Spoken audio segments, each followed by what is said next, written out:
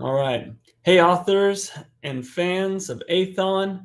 Another release day today. We've got a lot of books being released today. So we're going to get started with Arrival. Arrival Book One, a military sci fi that goes into the alien invasion kind of genre. So, a quick synopsis: it's our planet, but it's their war. On New Year's Eve 2022, an unknown flying object appears over Europe and ignites an inferno of violence amongst themselves.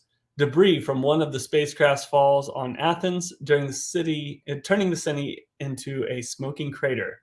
The destroyed remnants of the former metropolis is declared a restricted zone by NATO forces and sealed off.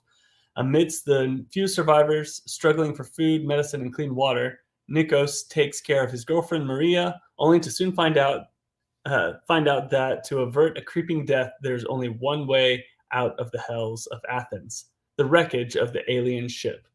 So that's Arrival. Take a look at that one if you're into the invasion style series. We have Star Drive, Space Corps Book 2, From Slavery to Freedom and Back Again. 20 years ago, Jonathan Blake was enslaved, forced to fight death matches in shape-shifting gladiatorial arenas on an alien world. He and his comrades overcame impossible odds and overthrew their masters, liberating billions of workers across a vast interstellar empire. But there was a problem. One of Blake's comrades was a traitor. So Star Drive Book 2, I heard good things about the first book, so give that one a look if you want. Legacy of Debris box set. So 3 for 1 here. Let's go into the quick synopsis. Forget life, liberty, and the pursuit of happiness. Surviving is a feat in and of itself. 17-year-old Ellie Hudson immerses herself in the few things the supply wars haven't destroyed: her ranch work and secret baseball games with her best friend.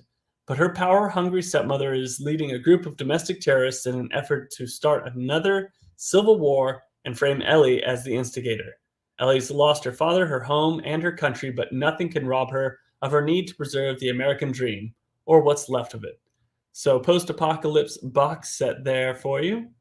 Then we have a big one: He Who Fights with Monsters. Book 1, I think, got to top 3 in Amazon, which, for those of you who haven't been updated, top 3 on Amazon basically means top 3 in the world. So, He Who Fights with Monsters, this is book 5. And the guy is working on book 9 right now, so it's crazy.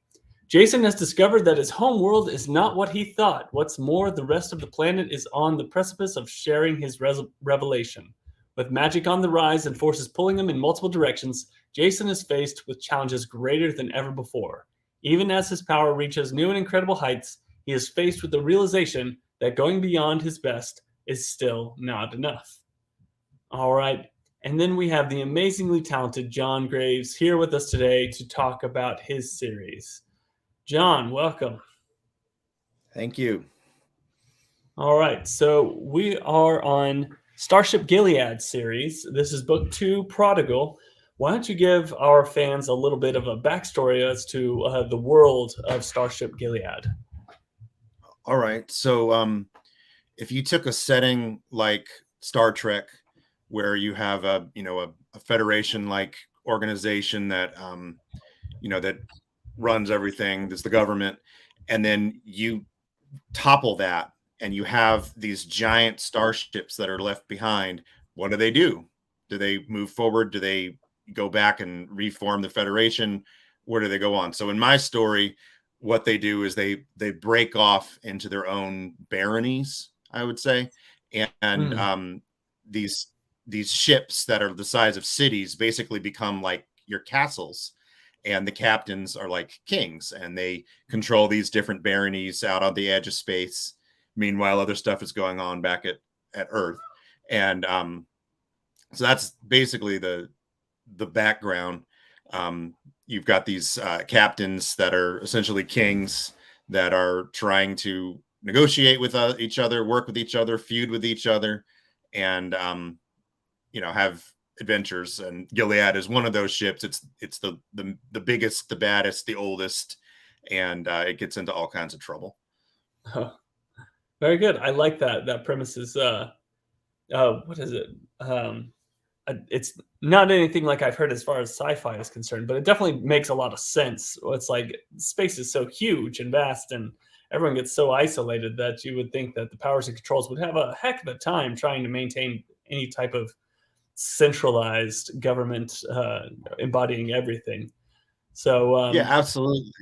Yeah, and yeah, you see the different cultures in in different sci-fi franchises, right? And you have the Klingons who have an empire, and they're nothing like us. With their they don't have democracy. They don't have anything the way that we do. They're warriors, and they have an emperor.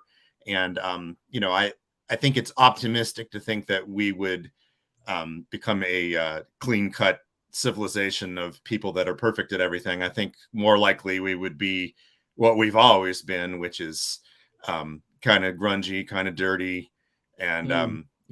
seeking our own self-interest. Instead of powers of the state, it's power of the ship. So, Right, very good. right, Yeah, I like that. I like that. So, for people that are interested, you've kind of got a trilogy going here.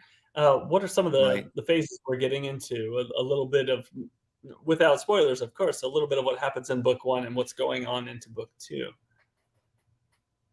So in book one, I have my captain, Wyndham, Captain Manthus, and he's a guy that has some trouble in his life, and he is at a point in his life where he makes some bad decisions. And you always see Captain Kirk, Captain Picard, these captains that always seem to do everything right and make the right choice. Wyndham makes the wrong choice a lot of the time. And in book one, he makes a number of pretty bad decisions. And in book two, is those decisions are going to come back to bite him in the ass. So he's going to Mm. have some major trouble that he has to deal with. And the stakes are really high for him. And you know, you have to worry about this guy because I'm not sure he's going to make it to the end. Mm. Very good. So, as far as writing and stuff like that, is there something that did you glean any useful tips for the aspiring writers? That, I mean, you've got your trilogy. Have you completed writing all three at this point? I believe. Yeah, they're all done. They've been So done for a it's while, actually. So scheduled for release. yeah, the next So, yeah. so for aspiring authors, I always like to get a quick tip and get a little advice, and of course, I like to glean off of it myself, being one of these aspiring authors. What what is something that you need in order to make a trilogy work? It sounds like you have a really nice setup in a book one for a continued story in book two, because you say the decisions of book one are going to come back to bite them. What are some piece of advice that an author could glean from your time building this trilogy? Well, I like character-driven stories. A lot of stories in this genre are just action and then more action and then more action. I like action too, but I like character stories. So what I do initially is I develop the characters for first, and I figure out this is Wyndham Manthus and this is what he's like, and every character needs to want something. And if they don't want something, then they're probably going to be dull. The red shirts don't want anything, but Captain Kirk does. Dr. McCoy does. And so in my stories, what I try to do is I figure out who are my primary characters, and I'll have anywhere from 5 to 10 main characters, and each one of them has a story arc that I'm taking them through. So I read a interview or something with Marv Wolfman, the guy that used to write the Teen Titans comic books, and he Hmm. said that like at the beginning of every year he would basically say, well, where do I want to take these characters this year? And Cyborg is going to start at point A and get to point B, and Robin is going to start at point C and get to point D. And then he would just slowly take them there. And there's plenty of room for exploring new ideas or something you come up with along the way if you do that. But you always know this is where I'm taking this character in the end. And then that will influence the decisions that they make when they encounter some unexpected thing in chapter 13. Yeah. Yeah, that's good. That's good. It makes a lot of sense. I think the easiest times I have in writing is when there's obviously a clear objective or goal, and you can Right. just get through 3, 4, 5,000 words super easily that way. That's good. So, any other projects? I mean, since it sounds like this is a done deal, you've got book 3 on the schedule for release, and you'll have the complete trilogy released. What did and you said this has been done for a while. So, is there anything else in the world of John Graves that is being written right now? Well, I got two balls up in the air. One is I'm planning on writing a fantasy trilogy with my daughter. Oh, So we've got that. We're outlining it. We're coming up with the characters and stuff now, character design. So it'll be our epic fantasy trilogy. And then uh, Gilead is open enough that if it's successful, if it's warranted, I could write additional trilogies, additional stories in this setting that follow on after this. Although the trilogy in itself is a complete story, but it is open ended enough that I could write additional stories in the world, which I do hope to do. it's a big universe. So Yeah, that's cool. That's cool.